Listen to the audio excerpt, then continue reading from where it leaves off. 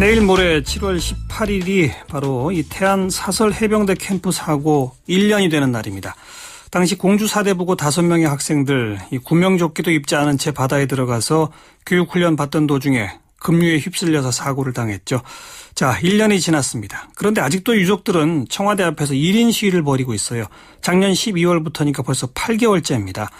고 이병학 군의 아버님이시고요. 태안 사설 해병대 캠프 유가족 대표이신 이후식 씨를 전화 연결합니다. 이후식 씨 나와 계시죠? 네, 나와 있습니다. 벌써 1년이네요. 이틀 있으면. 네, 내일 모레가 1년입니다. 1년이 정말 빨리 갔죠? 그죠? 네, 정말 멈출 것 같았던 시간들이 어느새 또 1년이라는 세월이 흐르고 말았네요. 네, 네. 바로 엊그제도 그 태안 사고 현장에 또 직접 다녀오셨다고요? 예, 저희가 아무래도 1년이 좀 다가와서 여러 가지 측면을 봐서 이제 그 사고 현장을 갔었는데. 예. 사실 사고 현장을 가보니까 정말 기가 막힌 일이 벌어지고 있었어요. 어떤 일이요? 정말 지난해에도 이 불법 모래 채취 사업이 진행이 돼서. 네. 우리 아이들이 그곳에서 희생되었다는 이런 내용들의 많은 제보들이 있었는데. 예.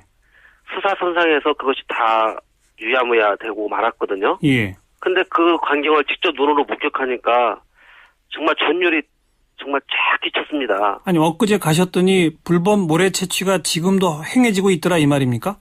예, 그렇습니다. 아. 정말 사실 그 현장에 태안 군청과 해경에서 도저히 알고 있으면서도 그 부분에 대해서 묵인하고 있었다는 것을 알고 나니까 예. 더 화가 치밀어 오르는 거죠. 예.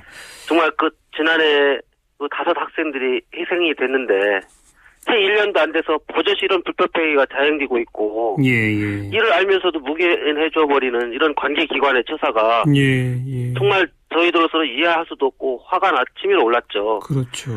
아무것도 바뀐 게 없구나 이런 생각하니까. 예. 정말 치가 떨렸습니다. 1년 전 사고 다시 좀 되짚어보면 주변에 인명구조 요원이나 인솔교사 이런 사람들 없었고 학생들은 안전조끼, 구명조끼 입지 않았었고 그러죠?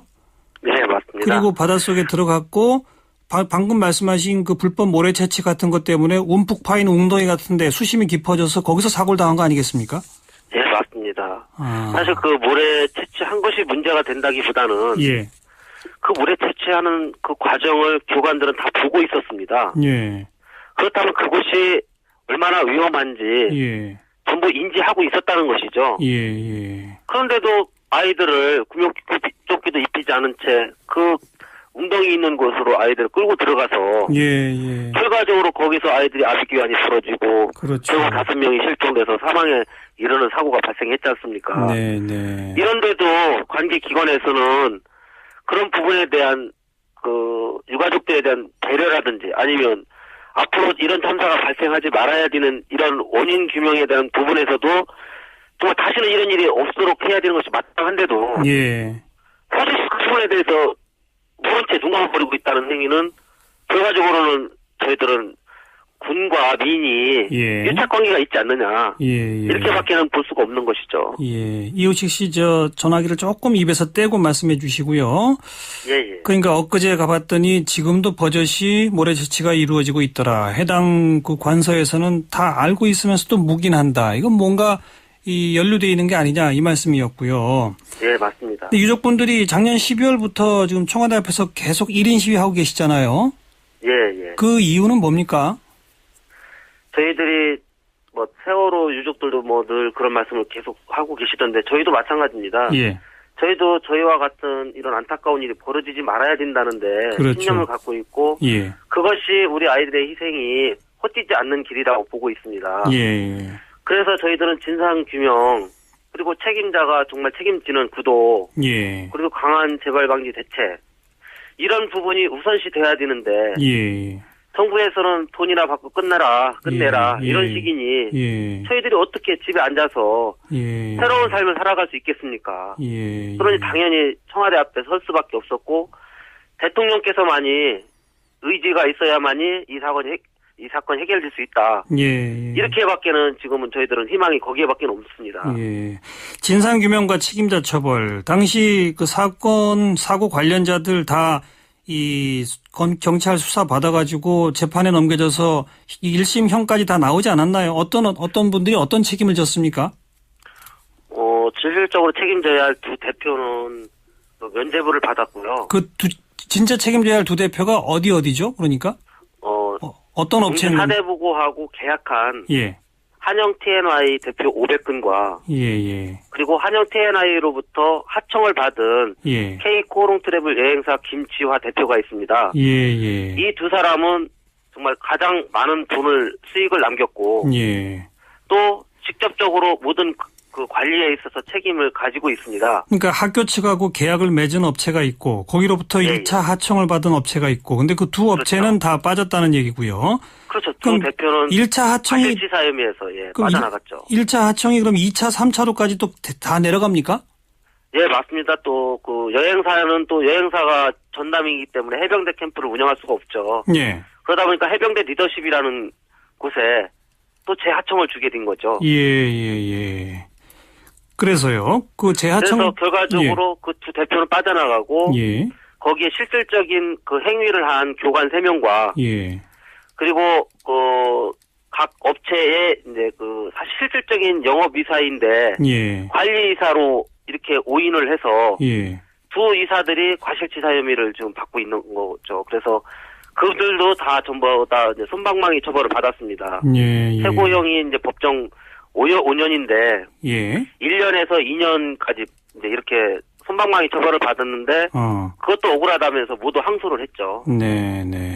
그리고 정말 책임져야 할 사람들은 또 빠져나갔다 이 말씀이군요. 빠져나갔고요. 예. 네.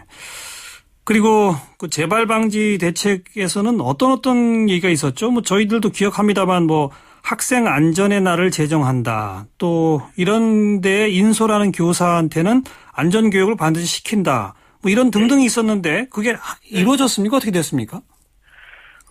사실 저희 유가족들이 교육부에 계속해서 말한 것 중에 하나가 인솔교사는 책임자이다. 예. 책임을 져야 되는 책임자이기 때문에 그 책임자 역할을 할 수 있는 교육이 필요하다는 것을 역설을 많이 했었고요. 예. 그 부분에 대해서 교육부는 결과적으로 2시간 안전교육을 선생님들한테 시켜서 혹시 문제성이 발생되면 선생님들한테 책임을 전가하겠다라는 교육 방침을 발표를 하게 됐고 예. 그 부분에 대해서 선생님들의 반기를 들었고 예. 결과적으로 지금은 그것이 유명무실하게 사라져 있는 상태입니다. 결과적으로 뭐냐면은 교육부나 정부에서는 근본적인 그 대책을 세운 것이 아니라 예. 한시적이고 또 외부에서 봤을 때 효과적이라고 판단되는 부분에 대해서 예. 임시 방향적인 그런 발표했던 것이죠. 예. 결과적으로 이것던 것들이 정말 실효를 거지 못하고 살며시 다 사라져버린 겁니다. 정부가 청소년 활동진흥법 시행령을 바꿔가지고 며칠 후인 22일부터 시행하게 된다는데 이건 어떤 내용입니까? 이거 실효성이 없는 거예요?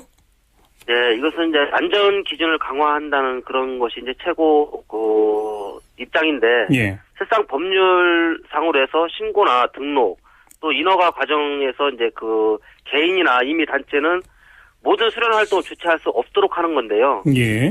근데 이런 법률상으로 해가지고 결과적으로 단계적으로 허가를 받고 신고에 대해서 제재를 받는 것은 맞지만 예. 이것이 모든 수련 활동의 문제성을 보완하는 데는 한계가 있고요. 예. 특히 또 가장 문제가 되는 것이 뭐냐면 이제 인증 문제인데 인증 문제라는 것은 그 인증을 따기 위한 과정이 좀 복잡할 뿐이지 예. 인증을 따지 못하는 건 아니거든요. 그렇죠. 다시 말하면 유스호스텔이 청소년수련원에서 운영할 수 있는 해병대 캠프를 계속 할 수 있다는 거죠. 네. 절차만 거치면. 인증만 받으면. 그렇죠. 그리고 네. 가장 문제는 뭐냐면 이렇게 법적인 그 규제는 강화가 되고 있지만 처벌 기준이 전혀 변한 것이 없다는 겁니다. 처벌 기준은 똑같다.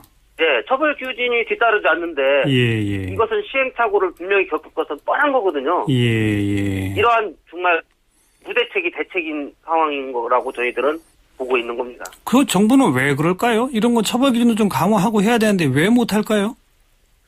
저희가 판단하기에는 실질적으로 공전에 이제 앞면과 뒷면이 있듯이 이 법이 제정함으로써 어느 한쪽은 또 피해를 보는 부분이 있지 않나 싶고요. 그런 업체들이 피해를 보게 되겠죠. 그렇죠. 이제 정상적으로 운영을 하다가 예. 작은 실수로 인해서 이제 그 불법을 자행한 업체와 똑같은 제재를 받게 되니까 예. 그 상황에서 이제 또 오히려 어떻게 보면 또 일부 피해를 볼 수 있다는 이런 좀 역설이라고 저희는 좀 말씀을 드리고 싶은데 예. 그러한 상황에서의 법 제정에 있어서 이게 그 양면성을 다 고려해서 이렇게 하지 않나 싶은데 예. 그래도 지켜야 될 건 지켜야 되기 때문에 알겠습니다. 예. 좀 한쪽에서 약간 피해를 보는 한이 있어도 강화시켜야 될 건 강화시켜야 된다고 봅니다. 업체의 반발을 정부가 못 뚫고 있다 이 얘기군요. 간단히 말하면. 네, 맞습니다. 그나저나 그 아이들 뭐 명예 졸업장도 못 받았다고요? 예, 뭐 어이없게도 아직 그 부분에 대해서도 아직 전혀 진척된 사항이 없습니다. 학교 측에서 아무런 그 입장을 내놓지 않습니까? 뭐 학교에서는 저희 유족들이 강하게 반발하고 하니까 이제 나중에 같은 동학년 졸업식 때 수여하는 방침을 세웠다라고 했는데 예. 사실 저희들은 그 동학년하고 그 같이 예를 들어 졸업장을 받는다면 예. 유가족이 대신해서 그 자리에서 받을 텐데 예. 정말 저희들 보고 와서 정말 죽으라는 것밖에 안 됩니다. 그 자리에 서라는 거 참 그렇지 않습니까? 알겠습니다. 그 아이들을 쳐다보고 가슴이 메어지고 예, 알겠습니다. 예. 1인 시위는 계속 이어가실 건가요? 그러면요. 네. 사실 진상 규명되고 책임자 네, 처벌되고 재발 당시 대책 나올 때까지 끝까지 가겠다 이 말씀이군요. 그렇습니다. 예. 알겠습니다. 세월호 사고 유족들도 찾아가서 여러 번 만나고 그러셨죠? 예, 뭐 일주일에 거의 한 번꼴은 뵙고 아이고, 있고요. 또 예. 뭐 천만인 서명운동도 저희가 시간 나는 대로 같이 하고 있었고, 알겠습니다. 또 촛불 집회도 같이 했고, 예. 어쨌든 있으신 대로 많은 참석을 해서 그분들과 함께 마음을 나누고 있습니다. 네, 여기까지 말씀드릴게요. 고맙습니다. 네, 정말 감사합니다. 예, 유가족 대표 이후식 씨였습니다.